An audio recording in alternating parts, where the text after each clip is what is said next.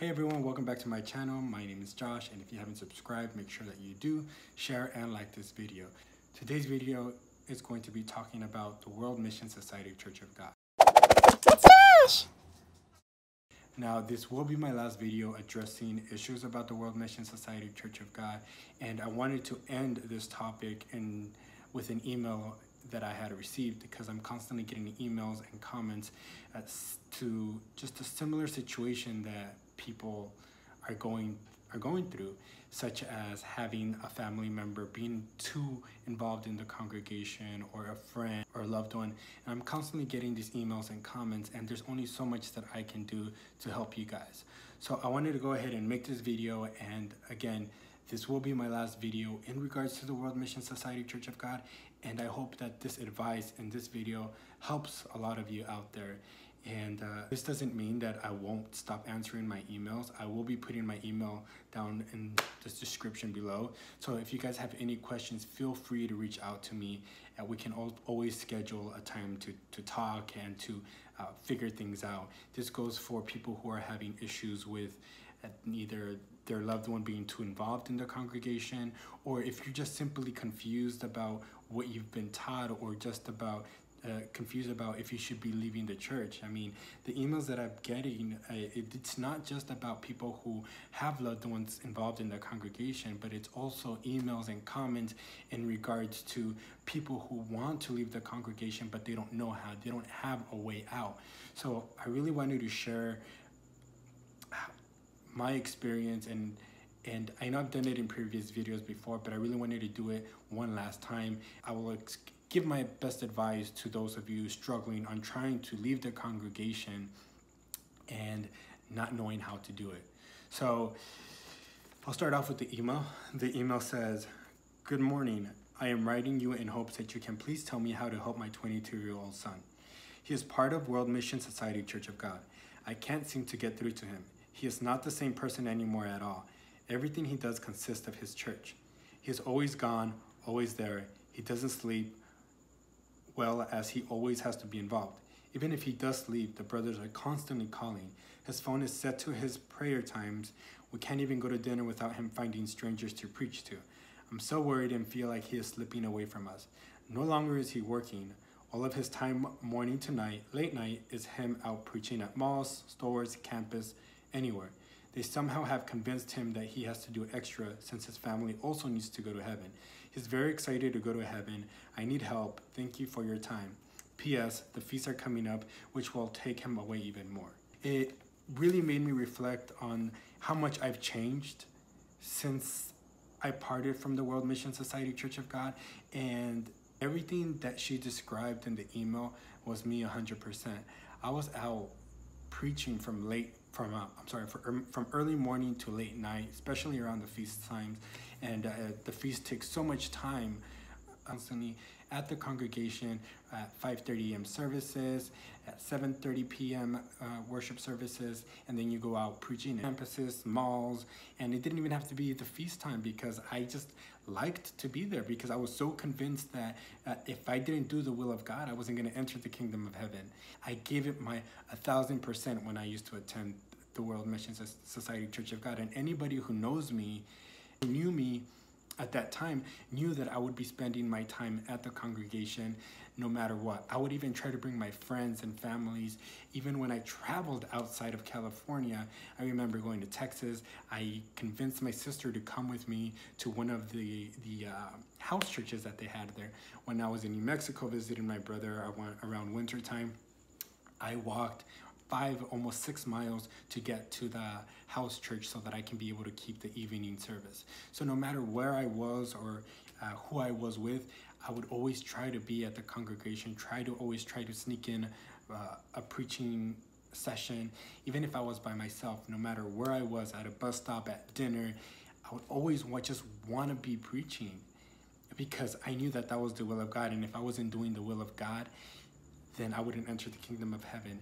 And the Church of God does such a great job in convincing you that if you're not doing the will of God, then they make you feel, for the lack of a better word, like poop. Because they say that if you're not doing the will of God, then you're not you're not doing anything with your life. So they do such a great job in convincing you that you have to be doing the will of God, to be making Heavenly Mother happy and Heavenly Father happy, so that you can enter the kingdom of heaven by bearing fruit. Going back to the email, it just really reminded me of me and just the similarities of the emails that I'm getting, and this, just like this email, it clearly outlines that everybody is dealing with similar situations out there with their loved ones being involved in this congregation. Now, the best advice I can give to you is don't try to go against them. Don't. Because the moment that you try to go against them, they're going to put their guard up. And you don't want them to be putting their guard up. You want them to feel comfortable coming to you, talking to you, and trusting you. Just like in any other situation, you're not going to go talk to somebody or trust somebody with something who's been backstabbing you.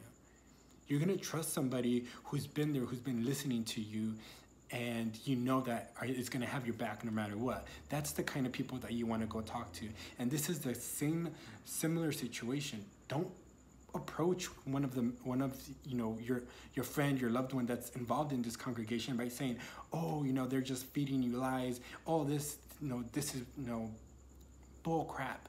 Don't go at them like that. And do not, if you're involved in a different congregation and this member pulls up the Bible to try to convince you that there is a Heavenly Mother, but yet you start pulling verses out of the Bible to go against him, then that's, attacking one another. It's a sword fight. You want to avoid all that by all means. You don't want to be approaching somebody or coming at somebody with your sword already up, figuratively speaking. The best advice I can give you is be there for them. Let them know that you're there for them if they need you, but at the same time, set expectations. Do let them know that you want to spend family time with them. Now, one thing that you have to keep in mind is that they keep services on Saturdays and Sundays. Saturdays, it can be from 7 a.m., I believe, to like around 8:30 p.m. And that the time changes on Saturdays depending on, if the hour goes back or all that stuff. I don't remember clearly. Again, it's been 5 years since, but it's always, pretty much the whole day from 7:30 a.m. all the way till from 7 a.m. all the way till like 8:30 p.m. or something like that. So you do want to keep into account that if this person is devoted, they're gonna keep service from morning to late night until they're ready to go home after the last service on Saturday. They also hold services on Tuesday, which is also known as the third day. And that service is late at night, around 7:30 p.m. or 8 p.m. And you want to keep these things to account. And the reason I'm saying that is because if you start setting up standards, you want to make sure that you're working around their schedule. You don't want to interrupt their belief, just as you wouldn't want somebody to interrupt your belief. So you want to work around their schedule. So if you know that they're going to be going to church all day Saturday or be gone all day Saturday and attending evening services on Tuesdays, on third days, then let them know, hey, I want to hang out with you. I want to go catch a movie. I want to have dinner, but I just want it to be us and the family, and I need you to really be there. I respect your belief. I respect what you're doing, but I really want you to be present in the moment with us. So if you can please respect the fact that we want to spend time with you, just like we're respecting your time, then that's all we're asking for. And then schedule a day to go out, either on Thursday, Monday, Sundays. Typically Sundays they don't do much except have course classes. It's just like a college class, and that's typically what it is on Sunday. And they also have preaching meetings where you gather at the congregation and then you go out as a group normally by two, into a neighborhood or to a campus, mall, whatever it is. You'll go out preaching, and then you'll come back to the congregation after that. So if you let that person know, hey, you know what, I'm gonna go out, catch a movie on Wednesday, let's make it happen. And make sure that they are understanding that when they're spending time with you, that they need to be putting their belief aside, just as yours respect, just like just as you're respecting them, they need to respect you with your time. And that's really the best advice I can give you is, don't go at them with, Bible verses, because it just turns into a spiritual sword fight. They shut down and they don't want to listen to you, and they say, why should I listen to you? Because you're just arguing with me. Again, nobody wants to deal or talk to an arguer. So just for your sake and for that individual's sake, just say, hey, you know what? I respect your belief and I need you to respect my belief. So let's just leave it at that and just end it calmly. Don't escalate it into something that it doesn't have to. And then secondly, just work around their schedule. And if you can't convince them, or if they don't want to leave or they're not ready to leave their congregation, they'll leave at their own time. And the reason I'm saying that is because it has to come from them. They have to realize, oh, what I'm believing is not true. It really does have to come from them. If you try to convince somebody that the sky is purple, no matter what you do, they're not going to believe you. They're not going to believe you because they know and believe in what they believe. So until they're ready to slowly start departing from the congregation, they'll do it themselves. For now, all you can do is just deal with them in the best way that you can and respect their belief. Now, moving on to the next topic, and that's in regards to people who have been reaching out to me, asking me that, or letting me know that they're ready to separate from the congregation, but they don't know how. And I struggled with that myself, because for the longest, and for me, again, and this kind of ties into what I was previously just saying, is that not until the individual is ready or have their eyes open, and they're not going to be leaving the congregation anytime soon. And for everybody is different. For me, what opened my eyes was finally noticing favoritism. When I started noticing favoritism, how other people were moving up so quickly in the congregation, and other members who have been there for so long were still stuck in the same position, that's when I started noticing, like, hey, something's not right here. And that started slowly opening my eyes.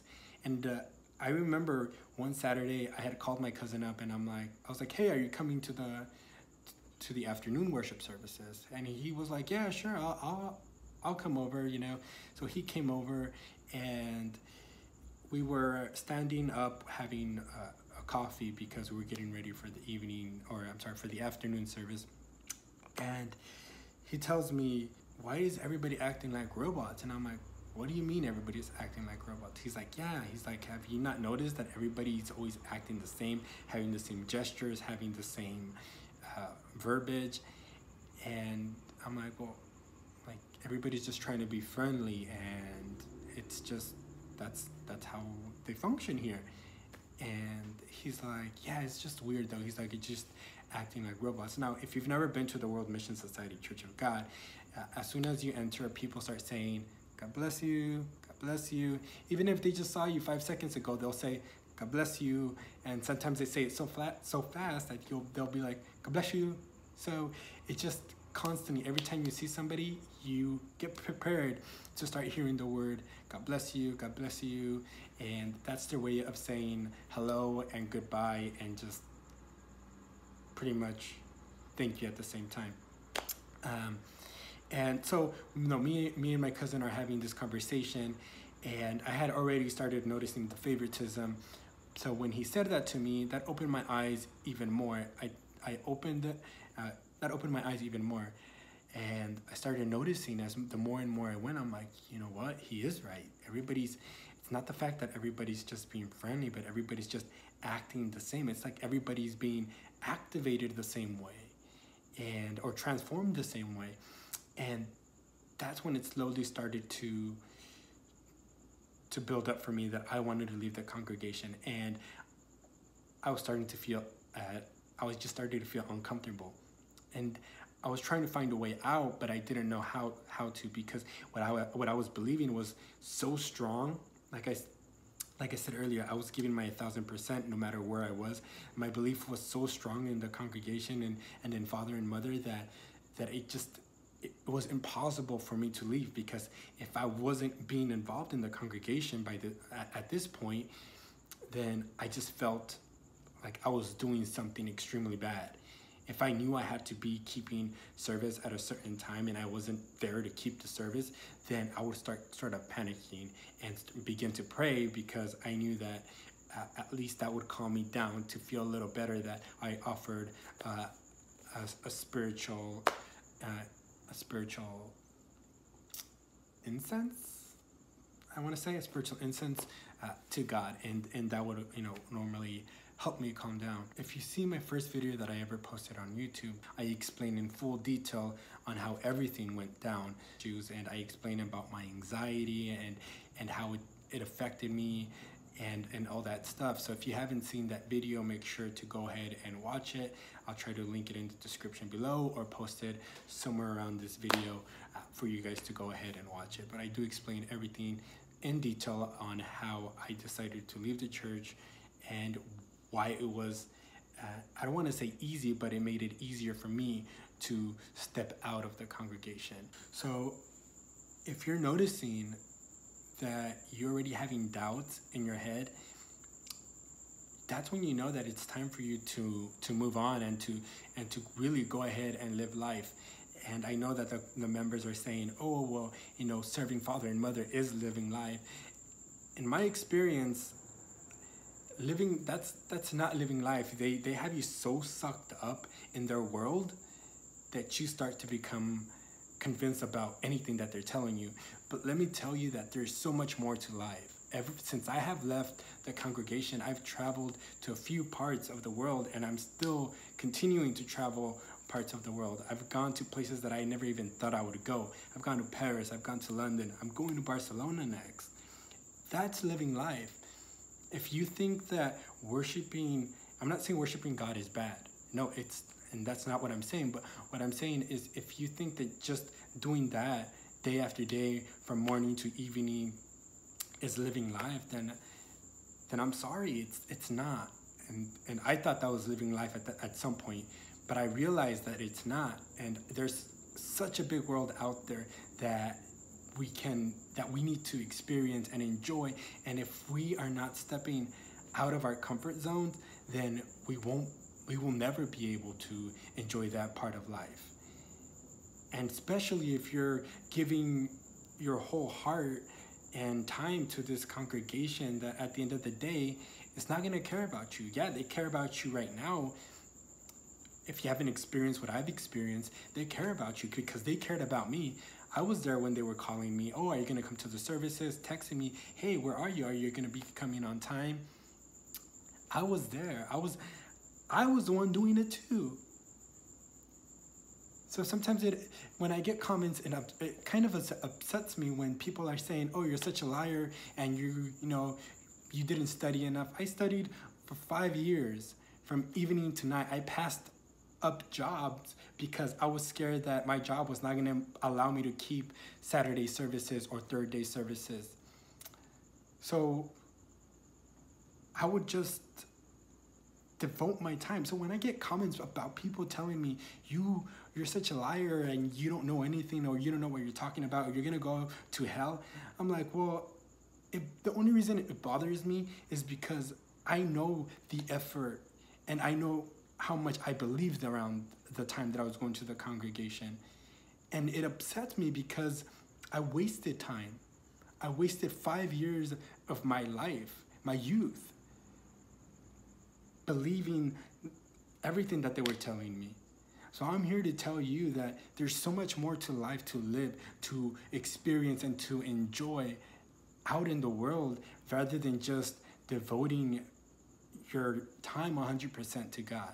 I'm not saying don't devote your time to God, but also devote time to yourself. And I don't want to rant on, but that's the best advice I can give you guys. So if you're already having doubts in your mind, or that's already an indication that you know that something is not right. That's the only reason people have doubts in their mind, is because they get this feeling of unease because you know that it's not right. Something's not right. So if you're already having doubts in your mind, again, that's the first indication that you are ready to move on and to start experiencing life. The more you start separating yourself away from the congregation, the more and more you'll be able to feel like you're living life. Like I said in the beginning of the video, this will be my last video addressing the World Mission Society Church of God, and I will start posting more videos in regards to me going out and traveling. I do have a Barcelona trip coming up, so I will be posting a video in regards to that. And I did just come back from Las Vegas, so I will also be posting a video about that soon. So make sure that you subscribe, like, and share this video. And for all of you who have been supporting me throughout these years, thank you. Again, my name is Josh, and until next time, start enjoying life. If you see my first video that I ever posted on YouTube, I explain in full detail on how everything went down, and I explain about my anxiety and how it affected me and all that stuff.